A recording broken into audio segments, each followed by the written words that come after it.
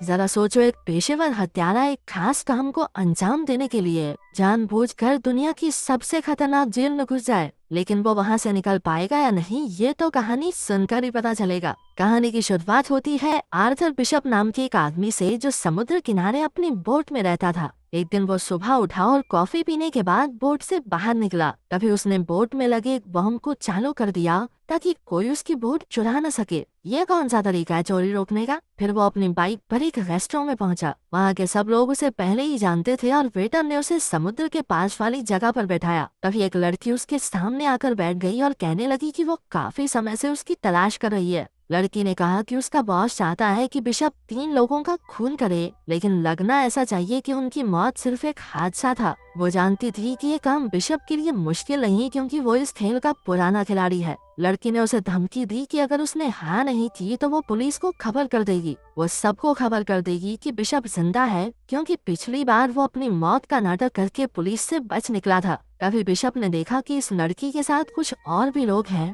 जो उसे ही देख रहे थे। अचानक उसने अपना फोन निकाल कर उस लड़की की तस्वीर ले ली। जैसे ही लड़की ने बंदूक निकालने की कोशिश की तो बिशप ने उस पर हमला कर दिया। ये देखकर लड़की के साथी भी बिशप पर टूट पड़े, लेकिन उसने एक एक करके सबको धूल चटा दी। फिर बिशप ने देखा कि नीचे से और गुंडे उसे पकड़ने आ रहे हैं, इसलिए वो दीवार से कूदकर एक केबल कार पर लटक गया। उस लड़की ने अपने साथियों के साथ बिशप का पीछा किया और केबल कार में घुस गई। वो बिशप को अंदर ढूंढ रही थी, लेकिन वो तो छत पर था। लड़की ने छत पर बंदूक चला दी, लेकिन बिशप ऐन वक्त पर कूद गया और एक पैराशूट पर जा गिरा। रात को जब वो अपनी बोट पर जाने लगा तो उसने देखा कि 2 लोग पहले से ही वहाँ मौजूद थे। उसने बिना समय गवाए अपना फोन निकाला और बोट में धमाका कर दिया। इसके बाद वो माल उतारने और चढ़ाने की जगह पर पहुंचा। उसने एक डब्बा खोला और अपने पासपोर्ट और बाकी कागज जला दिए। फिर बिशप थाईलैंड के एक टापू पर गया, जहाँ वो एक लड़की से मिला जिसे वो पहले से जानता था। ये लड़की वहाँ के एक होटल की मालकिन थी।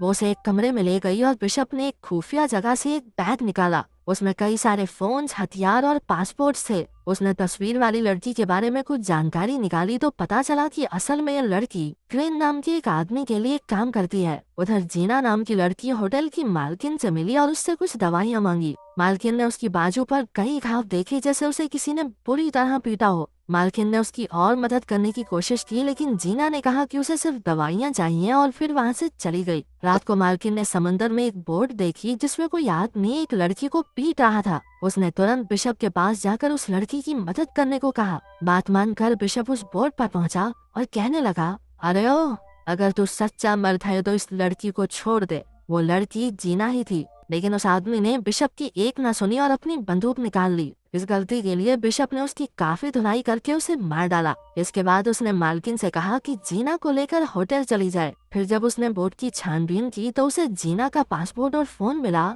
जिसमें बिशप की तस्वीर थी। आखिरकार उसने बोट को धमाके से उड़ा दिया और होटल में वापस आया। उसने जीना से पूछा कि उसकी तस्वीर जीना के फोन में क्या कर रही है। उसने जीना से साफ साफ पूछा कि क्या वो भी क्रेन के लिए काम करती है। जीना ने सहमी हुई आवाज में बताया कि क्रेन उसे धमका रहा है। अब तक जो हुआ वो क्रेन के प्लान का हिस्सा था, ताकि जीना बिशप से मिल सके। जीना ने बताया, दरअसल मेरा काम तो सिर्फ इतना है कि मुझे तुमसे मिलकर एक नंबर पर कॉल करना है और फिर मेरा मिशन खत्म। बिशप ने पता लगाया कि जीना अनाथ बच्चों को पालती है जिनकी तस्करी हो रही थी। क्रेन ने जीना को धमकाकर कहा कि अगर वो उसकी बात नहीं मानेगी तो वो उसके बच्चों को मार डालेगा। बिशप ने देखा कि एक बोट टापू की ओर बढ़ रही है, जिसमें बहुत से आदमी हैं जो टापू पर नजर रखे हुए थे। बिशप ने जीना से कहा, देखो, तुम्हें मेरे साथ दोस्ती बढ़ाने का नाटक करना होगा ताकि क्रेन को शक न हो। उसने ऐसा ही किया और बिशप ने इस सब में उसे घसीटने के लिए उससे माफी भी मांगी, लेकिन उसके पास इसके सिवा कोई रास्ता नहीं था।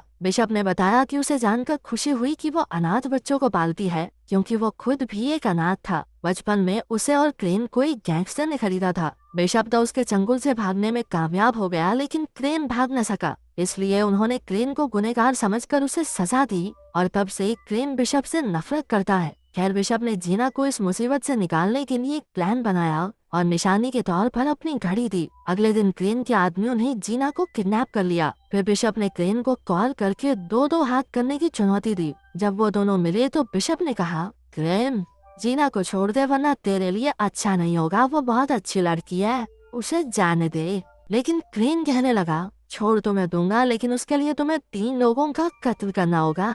Cold blooded murder. इसमें पहला आदमी है अफ्रीका का एक गुंडा जो दुनिया की सबसे खतरनाक जेल में कैद है। फिर क्रेन ने उसे एक जीपीएस ट्रैकर निगलने को कहा ताकि काम पूरा होने पर उसके आदमी बिशप तक पहुंच सके। जब बिशप ने जीना के जिंदा होने का सबूत मांगा तो क्रेन ने कहा कि हर मिशन पूरा करने के बाद वो जीना से फोन पर बात कर सकता है और तीनों मिशन पूरे हो जाने के बाद जीना रिहा हो जाएगी। अब बिशप ने अपना काम शुरू कर दिया। उसे पता चला कि वो जेल समुद्र के बीचों बीच है जो शार्क से भरा हुआ था और जेल के चारों ओर 100 मीटर लंबे पहाड़ थे, इसलिए उस जेल में घुसना लगभग नामुमकिन था। इसके बाद बिशप ने कुछ गैंगस्टर्स की जानकारी निकाली और एक आदमी चुना जिसके चेहरे पर एक टैटू था। उसने उसी आदमी जैसा हुलिया बनाया और फिर मिशन के लिए जरूरी सामान खरीद लिया। अगले दिन जब वो सड़क पर घूम रहा था तो पुलिस ने उसे गैंगस्टर समझकर गिरफ्तार करके जेल में डाल दिया। जेल में उसने देखा कि उसका शिकार तो हर समय 4-5 लोग साथ लेकर चलता है। उसे एक साथी कैदी ने बताया कि इस आदमी का नाम क्रिन है और उसने लाइबेरिया देश के राष्ट्रपति का खून किया था। अब तक कई कैदी क्रिन को मारने की कोशिश कर चुके थे। जब क्रिन पर फिर से हमला हुआ तो इस बार बिशप ने उसकी जान बचा ली। क्रिन ने उसका शुक्रिया अदा किया और उसे खाने पर बुलाया। जब बिशप उससे मिलने गया तो उसने क्रिल की जान ले ली और सबको लगा कि उसकी मौत जहरीला खाना खाने से हुई है। फिर बिशप ने तुरंत जेल की दीवार में धमाका किया और अपने पूरे शरीर पर ऐसा स्प्रे छिड़का जिससे शार्क्स उसके नजदीक न आए। अंत में उसने जीपीएस कैप्सूल निकला और समुद्र में कूद गया। उधर बोट के कैप्टन के पास मैसेज आया कि बिशप ने काम पूरा कर दिया है। उसकी लोकेशन ढूंढकर क्रेन के आदमियों ने उसे बचा लिया। फिर बिशप ने जीना से फोन पर बात की तो जीना ने बताया कि बिशप के पास अगले आदमी को मारने के लिए सिर्फ 36 घंटे हैं, नहीं तो वो लोग जीना को मार देंगे। अब क्रेन ने उसे दूसरे आदमी की जानकारी भेजी। इस आदमी का नाम एड्रियन है जो कि एक अरबपति था। ये इंसानों की तस्करी का धंधा करता है, लेकिन उस तक पहुंचना बहुत मुश्किल था क्योंकि वो ऑस्ट्रेलिया में एक बिल्डिंग के 58वें माले पर रहता है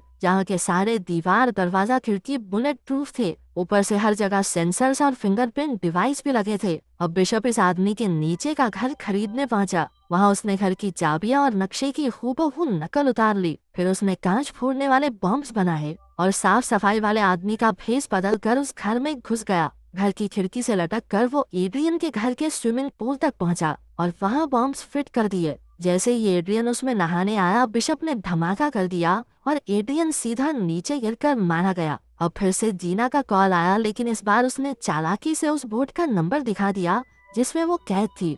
फिर बिशप हेलीकॉप्टर से उस बोट तक जीना को बचाने पहुंचा और कई गुंडों को मार गिराया, लेकिन अफसोस कुछ देर बाद वो पकड़ा गया। फिर क्रेन ने उसे आखिरी चेतावनी देते हुए कहा, इस बार तो माफ कर देता हूँ, लेकिन अगर फिर से ऐसा हुआ तो जीना बेचारी मारी जाएगी और उसकी मौत के जिम्मेदार हो गए तुम।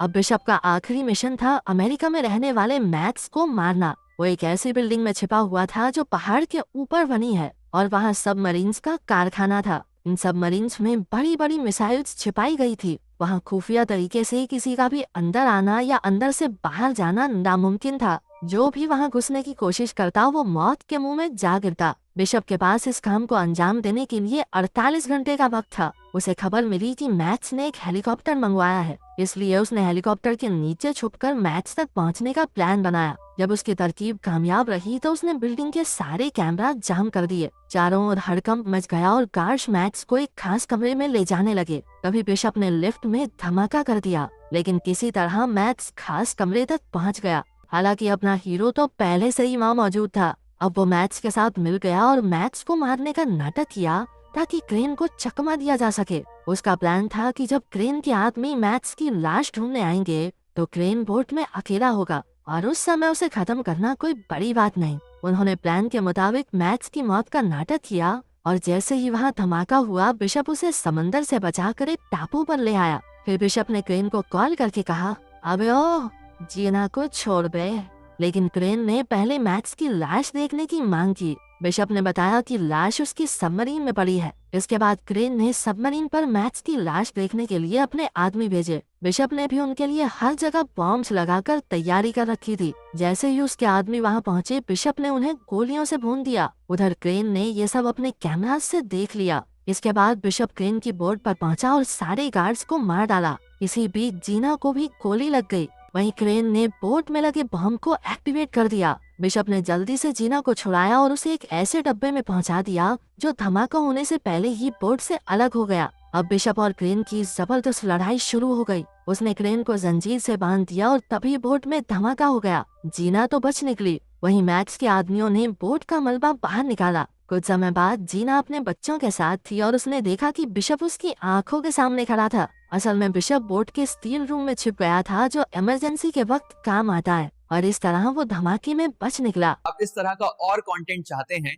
तो कृपया हमारे YouTube चैनल को लाइक, शेयर और सब्सक्राइब करें।